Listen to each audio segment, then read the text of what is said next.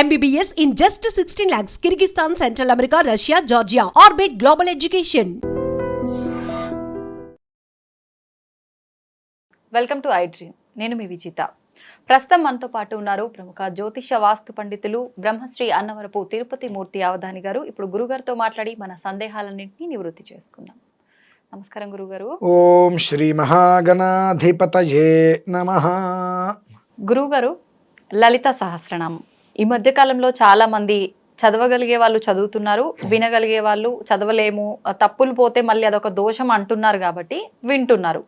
ఒకప్పుడు మాత్రం లలిత సహస్రనామం అనగానే రహస్యంగానే ఉండేది. ఇంత ఎక్కువగా చదివే వాళ్ళు కాదు, వినేవాళ్ళు కాదు. నిజంగా లలిత సహస్రనామం విశిష్టత ఏంటి గురుగారు? నిజంగా అది రహస్యంగా ఉండాల్సిందేనా, లేదంటే చదవచ్చు అంటారా? ఓం ఐం హ్రీం శ్రీం శ్రీమాత్రే నమః. మూలాధారే మహిమ్నీ హుతవహనయనీ మూలమంత్రీ త్రినేత్రీ హారాః కేయూరవల్లీ అఖిల సుఖకరీ అంబికాయా శివాయాః. వేదే వేదాంతరూపీ వికటకటితటీ వీరతంత్రీ భవానీ శౌరీ సంసారయోని సకల గుణమయీ తేద్యశ్రీ ఐం నమస్తే ఐం వాగ్భవీశ్వరీ చ విద్మహే క్లీం కామేశ్వరీ చ ధీమహి సౌః తన్నో క్లిన్నే ప్రచోదయాతు. లలితా సహస్రనామం దాని గురించి మనం తెలుసుకోవాలండి. అవన్నీ కూడా బీజాక్షర సంపుటి. ఈ లలితా సహస్రనామం గురించి నేను వివరం చెప్పాలంటే అమ్మా, నాకు నిన్న 16వ తారీఖు రోజు నాడు జరిగిన అద్భుతాన్ని ముందు వివరించాలి. అలాగే గురుగారు. కాశీలో ఉన్నాం మన 16వ తారీఖు. ఓకే. 16వ తారీఖు సాయంత్రం అస్తమానం సమయంలో హరిశ్చంద్ర ఘాట్ వద్ద కూర్చొని సింధూరారుణ విగ్రహం త్రినజనాం మాణిక్యమూల స్ఫురత్తారా నాయక శేఖరాం అనుకుంటూ లలితా సహస్రనామం మొదలుపెట్టా. అలా పారాయణ జరుగుతుంది. రక్తవర్ణామాం సనిష్ఠా గుడాన్న ప్రీతమానస సమస్త భక్త సుఖద అనేటువంటి శ్లోకం దాటేటప్పటికీ ఆ హరిశ్చంద్ర ఘాటు అంటే చీతిమంటలు అక్కడ వస్తూ ఉంటాయి. అక్కడ ఒక అద్భుతమైన రూపం ఒకటి వచ్చిందమ్మా. పసుపు వర్ణం ఒక ఆకృతి వచ్చి ఇలా కూర్చున్నట్టుగా ఒక ఆకృతి వచ్చి అందులో మనకు మారేడు చిగురు, లేత మారేడు చిగురు అంటే ఇప్పుడు మనకు లేత మామిడి ఉంటుంది చూసారండి, ఆ రంగులో ఉండేటువంటి ఒక తిలకం భస్మం, ఒక రూపాయి బిళ్ళంత బట్టు పెట్టుకొని చక్కగా ఒక 4-5 సెకండ్లు అట్లా ఒక రూపం కనిపించింది. చాలా ఆశ్చర్యము ఆనందము కలిగింది. పారాయణ పూర్తి చేసుకొని ఇంటికి వెళ్ళిన తర్వాత ఆ రాత్రి స్వప్నంలో లలితా సహస్రనామం పారాయణ చేసావు కదా, అందులో మూలం ఏమిటి తెలుసా అనేటువంటి విషయం స్వప్నంలో జరిగినటువంటి వాదన, ప్రశ్నకు ప్రశ్న. లలితా రహస్యనామ స్తోత్రం గురించి కొన్ని వివరాలు అవగాహన ఉంది, ఇటు పారాయణ చేస్తున్నాను అనేటువంటి విషయం వస్తే 8కి దీనికి ఉండేటువంటి ముడి గురించి చెప్పుకుంటూ వచ్చారు. నేను ఏ వీడియో చేసినప్పటికీ కూడా 8 తోటి కొన్ని సంఖ్యగా చెబుతూ ఉంటా. ఆ 8 సంఖ్యకి దీనికి ఉండేటువంటి సంబంధాలు ఏమిటో తెలుసా అనేటువంటి విషయంలో ఆ 8కి ముడిపడిన సంబంధం మొత్తం కూడా ఆవిడ చెప్పిందండి అమ్మవారు. అప్పుడు అర్థమైంది లలితా రహస్యనామ స్తోత్రం, లలితా సహస్రనామం స్తోత్రం అనేటువంటి పక్కన పెట్టేదా, లలిత సహస్రనామం 8 అక్షరాలు లెక్కేసుకోండి. లలిత సహస్రనామం 8 అక్షరాలు. అది మొదలు పెడితే శ్రీమాత శ్రీ మహారాజ్ఞి శ్రీమత్ సింహాసనేశ్వరి చిదగ్నికుండ సంభూత దేవకార్య సముద్యత 32 అక్షరాలు. శ్రీమాత శ్రీ మహారాజ్ఞి ఇక్కడికి 8 అక్షరాలు. ప్రతి పాదానికి 8 అక్షరాలతో ముగుస్తుంది. ప్రతి పాదం 8తో ముగుస్తుంది. అంటే ఆద్యంతం అనేటప్పటికి 32 4 భాగాలు చేస్తే 8 అంటే ఆశ్చర్యం వేసింది. మనము 8 అనేటువంటిది జీవితానికి అలా తిప్పితే కాసేపు అయితే ఎక్కడ మొదలు పెట్టాము ఎక్కడో చివరో తెలీదు. ఆ జీవితం అనేటువంటిది ఉన్నంతకాలము కూడా, సూర్యుడు చంద్రుడు ఉన్నంతకాలము కూడా అభివృద్ధి చెందించడానికి మూలం ఏమిటయ్యా అంటే లలితా సహస్రనామ స్తోత్రం. దీనికి కొన్ని విధానాలు చెప్పారు. ఏం చెప్పారు అనంటే, వివాహం కావట్లేదా, లలితా సహస్రనామం పారాయణ, విను కనీసం. అంటే లలితా సహస్రనామం మనం పారాయణ చేయాలంటే దానికి గౌరీ పంచాక్షరి ఉపదేశాలు కావాలి కనుక విను. ఆ వినేటప్పుడు పేపర్ ఎలా అయితే కనుక మనం కళ్ళతో చదువుతామో అలానే పుస్తకం పట్టుకొని కళ్ళతో చదువుకుంటూ జాగ్రత్తగా వింటే నోటితో తప్పులు లేకుండా వస్తాయి. అంటే వివాహం కావట్లేదా, లలితా సహస్రనామం. ఉద్యోగం లేదా, లలితా సహస్రనామం. వ్యాపారం సరిగ్గా లేదా, మళ్ళీ లలితా సహస్రనామం.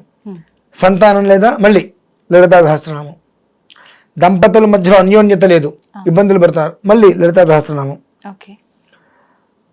ఆ భర్త కుటుంబాన్ని వదిలేసి వేరే వేరే విధంగా నానా రకాల వ్యసనాలకి అలవాటు పడిపోయి కుటుంబాన్ని ఇబ్బందులు పెడుతున్నారు, అందులోంచి బయటపడాలా, మళ్ళీ ఇదే లలిత సహస్రనామం అనేటువంటిది. రకరకాలైన విధానాలు చెబితే అనిపించింది అంటే జీవితం మొత్తం అంతా కూడా కేవలం ఆ లలితా సహస్రనామ స్తోత్రంలోనే చెప్పబడి ఉన్నది.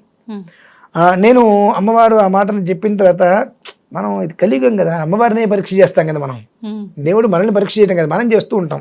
వెంటనే ఆ బాల గోప విదిత 8 అక్షరాలే, మను విద్య చంద్ర విద్య 8, అంటే ఎన్నో శ్లోకాలను పరీక్షించి ఎన్ని అక్షరాలు ఉంటుంది అని చెప్పి ఎట్టు చూసినా అవే వస్తున్నాయి 8.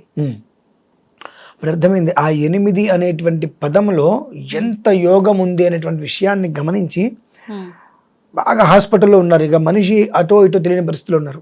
లలిత సహస్రం పారాయించి ఆ సౌభాగ్య యోగం సుమంగళ యోగం అనేటువంటి సంప్రాప్తం అవుతుంది. 64 పారాయణలు చేయమన్నారు. అది కూడా స్త్రీ కనుక పారాయణ చేసినట్లయితే తన యొక్క పుణ్యం మొత్తం తన పిల్లలకు వస్తుంది, తన భర్తకి ఇసగరైనంత కూడా రాదు.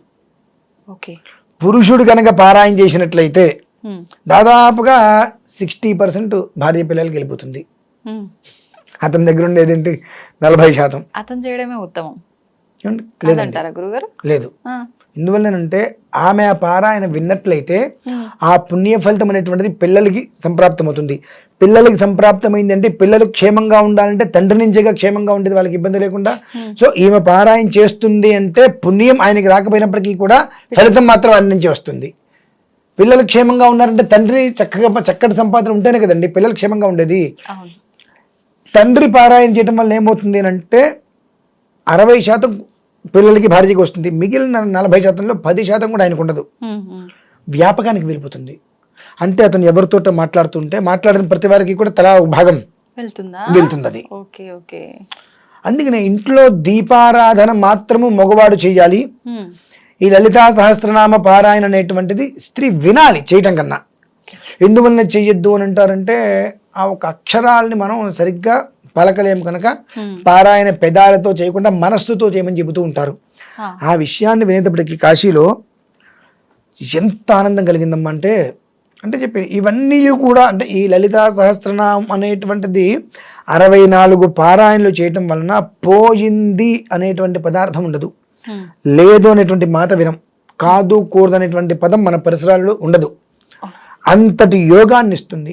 ఆ ఇచ్చినటువంటి యోగాన్ని పూర్తిగా నిలబెట్టుకోవాలంటే మళ్ళీ ఈశ్వరుడికి అభిషేకం చేయమంది, అది స్థిరంగా నిలిచిపోతుంది ఇంకా అంటూ దీని యొక్క ప్రభావం ఈశ్వరుడి అనుగ్రహం రేపు ఉదయం లభ్యమవుతుంది అనేటువంటి స్వప్నంలో వస్తే మనం ఎంత అనుష్ఠానంలో ఉన్నా ఏదైనా కొన్ని స్వప్నంలో వచ్చినప్పుడు జరిగినప్పుడు చూద్దాంలే అనుకుంటాం. మర్నాడు తులేకాదశమ్మ, ఆ రోజు జరిగింది.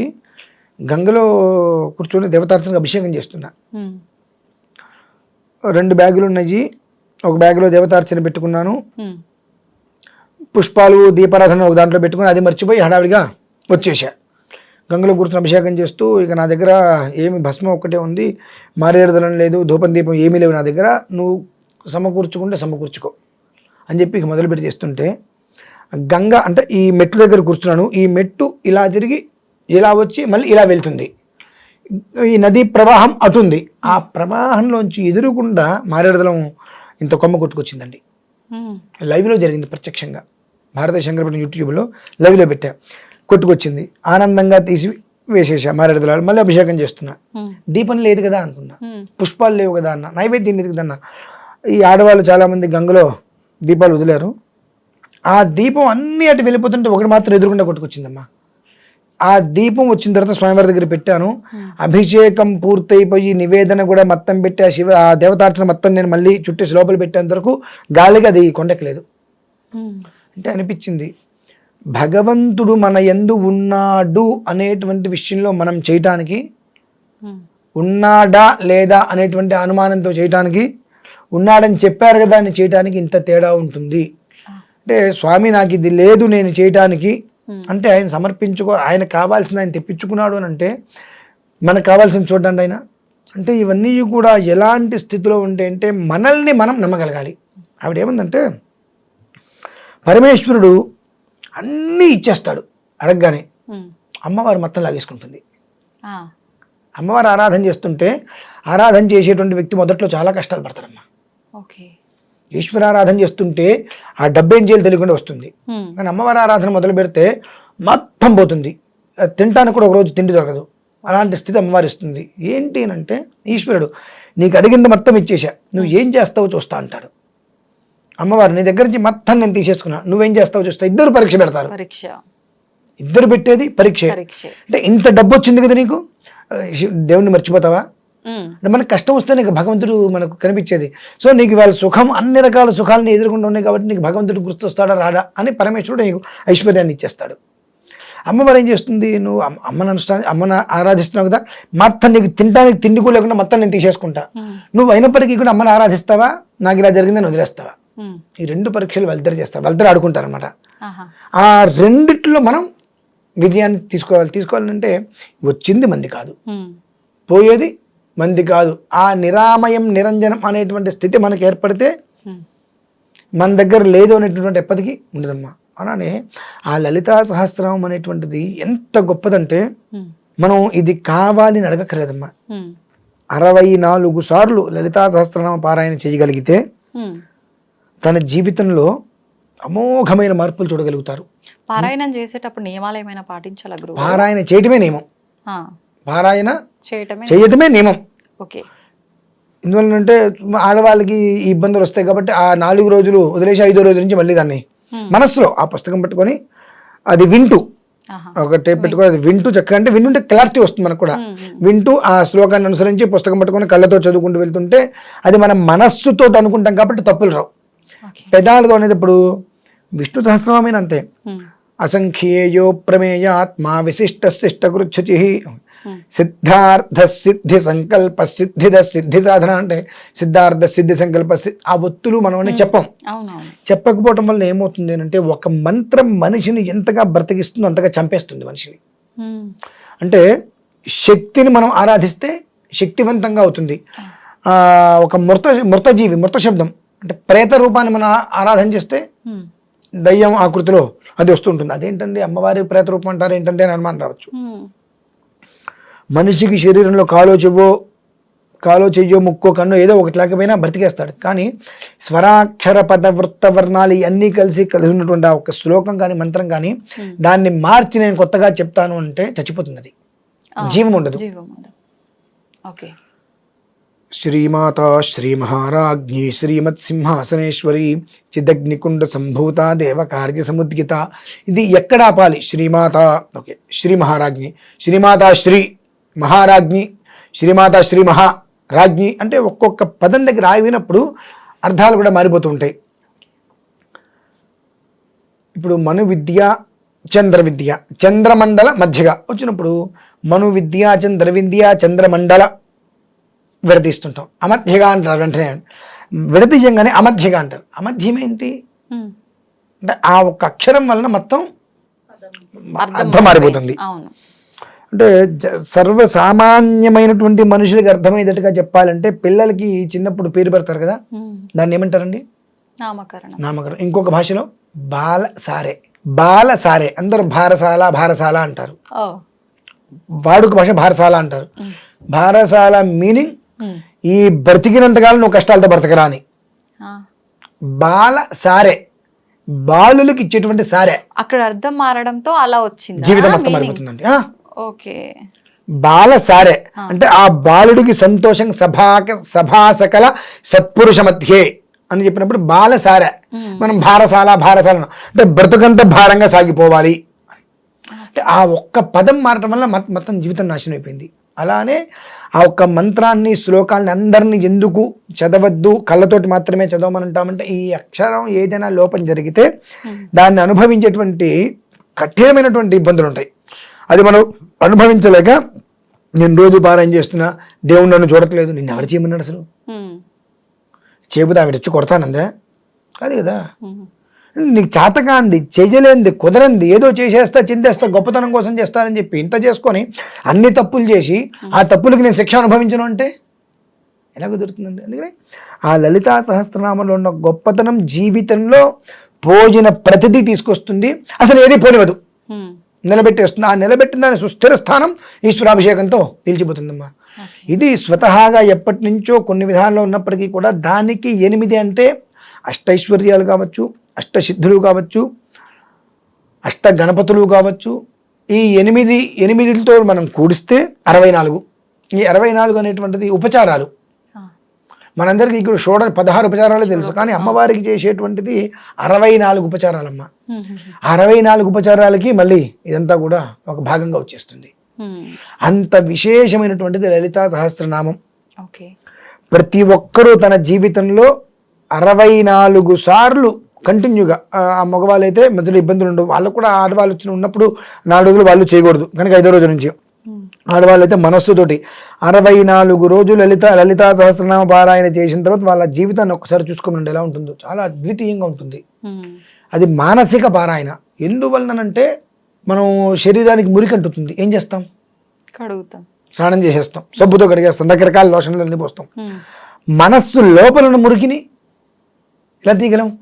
దైవారాధన. అందుకనే అంతర్ముఖ సమారాధ్య బహిర్ముఖ సుదుర్లభ.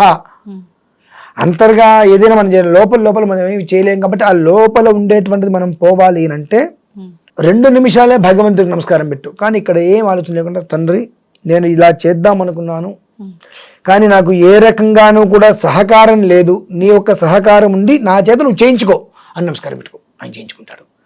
కానీ నేను కాబట్టి చేస్తున్నా, సౌండ్ కట్టే, ఫోన్ ఎవరు వచ్చింది చూడు, అరే ఆ కూర ఎట్లా ఉంది, ఏమంటే మీరు ఇంకా వెళ్ళరా ఆఫీస్కి, దండగా చేయడం నీకు దండగా. ఎటువంటి వెయ్యి చేసిన ఉపయోగం లేదు. మనస్సు పెట్టి ఒక్క శ్లోకం, ఓం ఐం హ్రీం శ్రీం శ్రీమాత్రే నమః.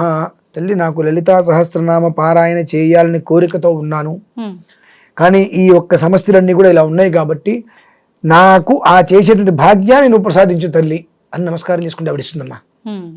ఖచ్చితంగా ఇస్తుంది. ఆ చేసుకున్నటువంటి అవకాశం ఖచ్చితంగా ఆవిడ కల్పిస్తుంది. ఆ 64 రోజులు చేసుకున్నప్పుడు నేను గట్టిగా చెప్తున్నాను, మనస్సు అక్కడ పెట్టి చేస్తే అమ్మవారి యొక్క రూపం ఖచ్చితంగా ప్రతి మనిషి చూస్తారు. అమ్మవారి రూపం దర్శనం కావాలి అంటే ఏదో సంధ్యావందనం చేసుకునే వ్యక్తికి, పీఠాధిపతులకి, బ్రాహ్మణులకి అమ్మవారి దర్శనం అవుతుంది అంటే అబద్ధం. మనస్సు శుచిగా ఉండి అంతరాత్మతో సేవిస్తే ప్రతి ఒక్క మనిషికి అమ్మవారి యొక్క రూపం ఖచ్చితంగా దర్శనం అవుతుంది. అందులో ఎలాంటి సందేహము లేదు. అది నిజమా అబద్ధమా అనేటువంటి విషయాన్ని కంచి తీసేసేసి అమ్మ దర్శనం కోసం ప్రయత్నం చేద్దాం. ఒకసారి 64 రోజులు చేయి, నీకు దర్శనం కాకపోవచ్చు. ఎందువలన చెప్పండి? అందులో ఏదో లోపం జరుగుంటుందేమో. చేయటంలో లోపం జరగదు. ఇంత ప్రారంధ కర్మ మనం అనుభవించి ఉన్నాం, అది పోవాలి కదా. అవును గురుగారు. అది పోవాలంటే రైతు వరి వేస్తున్నాడు, పంట వచ్చేసింది, చేతికి వచ్చే సమయానికి ఇక రేపు 2 కోతలు ఉన్నాయి, కర్మకాల వర్షం వచ్చింది, ఏంటంటే పరిస్థితి పోయింది. కోసేసి కుప్పలు వేస్తారు, ఆ తర్వాత వర్షం వచ్చింది, పరిస్థితి ఏంటి? అంత మాత్రాన రైతు దొక్కలేదు, దున్నలేదు, నారు పెట్టలేదు, నీరు పోయలేదంటే అంత కరెక్ట్ కాదు కదా. అక్కడ కాలం కలిసి రాలి, విధి అనుకూలించలేదు.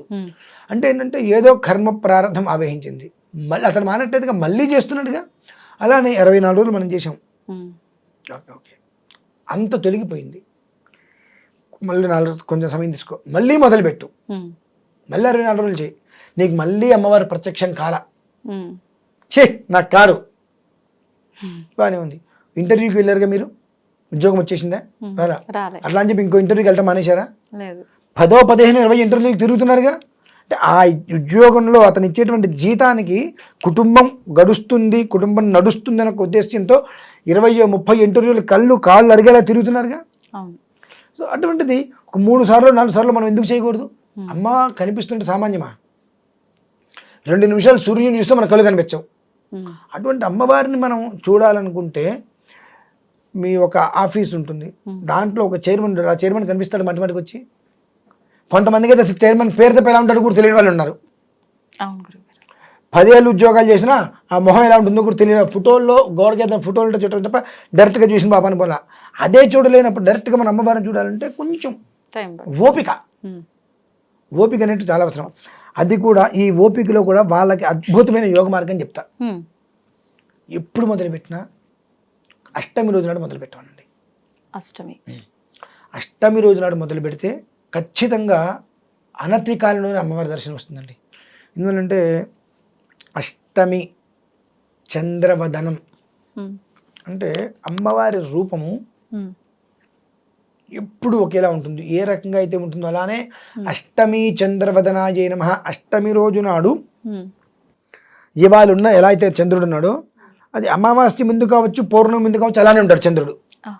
అది మనం గమనించుకోవాలి. అందుకనే అష్టమి చంద్రవదనాయ నమః అమ్మవారికి నామం. అందుకనే ఆ అష్టమి రోజు నాడు అనేటువంటిది ఎప్పుడైనా అమ్మవారి కనుక ప్రారంభం చేసినట్లయితే ఈ లలితా సహస్రనామం అనేటువంటిది చాలా అద్వితీయమైనటువంటి యోగం ఆ ఒక్క జీవుడు అనుభవిస్తాడమ్మా.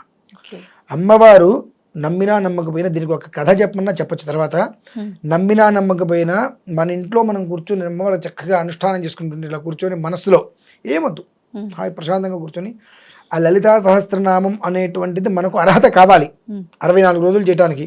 నాకు ఆ భాగ్యం నాకు కలిగించు తల్లి అని చెప్పి 5 నిమిషాలు నా కూర్చొని చక్కగా ఓం ఐం హ్రీం శ్రీం శ్రీమాత్రే నమః మనస్సులో ప్రశాంతంగా కూర్చోగలిగితే 1 రోజు 2 రోజులు 3 రోజులు ఖచ్చితంగా 6, 7, 8వ రోజు వచ్చేటప్పటికి ఒక మానసిక ప్రశాంతత రావటమే కాకుండా మనం ఇలా కళ్ళు మూసుకొని ఇలా కూర్చుంటే ప్రశాంతంగా ఎదురుకుండా ఒక రకమైన రూపం మనం చూస్తాం.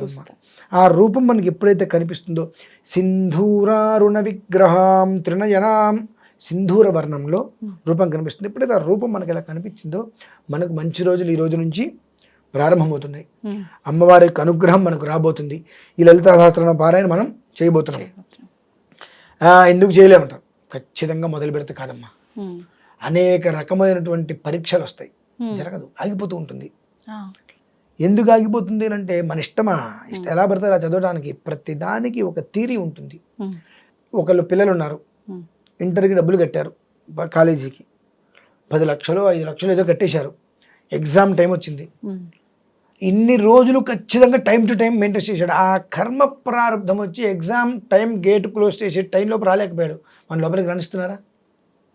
అరే ఈ సంవత్సరం మొత్తంలో ఈ 2 సంవత్సరాల్లో ఇంటర్ 2 సంవత్సరాల్లో ఒక్క రోజు కూడా టైం తప్పలేదు, ఒక్క సెకండ్ కూడా వెనక్కి ముందుకు టైం టు టైం మెయింటైన్ చేశాడు. ఎక్కడో కర్మకాలి ఉంటుంది పాపం అని చెప్పి చేస్తూ అయ్యో పాపం అంటున్నారా? అతని జీవితం నాశనం అయిపోతుంది కూడా ఆలోచించలేకపోతున్నారు కదా. పోతే పోతాడు అనుకుంటున్నారు మినహాయిస్తే అరే అని ఆలోచించుకోలేకపోతున్నారు కదా. సో అటువంటి దానికోసం మనం ఎంత తాపత్రయపడుతున్నాం, పరిగెత్తి నానా ఆయాసపడుతున్నాం కదా. అటువంటి ఒక ఆలోచన ఇక్కడ ఎందుకు పడం మనం అంట. నేను భగవంతుడు జీవితం మొత్తాన్ని ఇస్తున్నాడు, కానీ ఆ జీవితంలో ఉండే ఆనందాన్ని మనం అనుభవించే విషయంలో దేవుడి దగ్గర ఆ సమయంలో మనం వెళ్ళి కూర్చోవాలి అనేటువంటి ఆలోచన ఎందుకు రాదు? ఓకే, దేవుడు ఎట్లాగో మనల్ని చూడగా మనం దేవుడిని చూడలేం కదా. ఎప్పుడైతే ఏముంది రేపు చేస్తాలే, 1 గంటకి చేస్తాలే, మనం 1 గంటకి చేస్తామంటే తప్పలేదు, కానీ ఆయన 1 గంటకి ఇస్తారంటే తప్పు వచ్చిందా? మరి మనకు 1 గంట అంటే 1 గంటే, మనకు ఆయనకు 1 గంట అంటే కొన్ని సంవత్సరాలు, మనకు 1 గంట అంటే 1 గంటే 60 నిమిషాలు. కానీ భగవంతుడు నువ్వు నాకు 1 గంటకి చేస్తాను కదా, నేను 1 గంటకి ఇస్తా అంటాడు. కొన్ని సంవత్సరాలు దొరికిపోతుంది. అంటే ఆయన దృష్టిలో 1 గంట అంటే కొన్ని సంవత్సరాలు కాబట్టి దొరికిపోతుంది, అయిపోయి.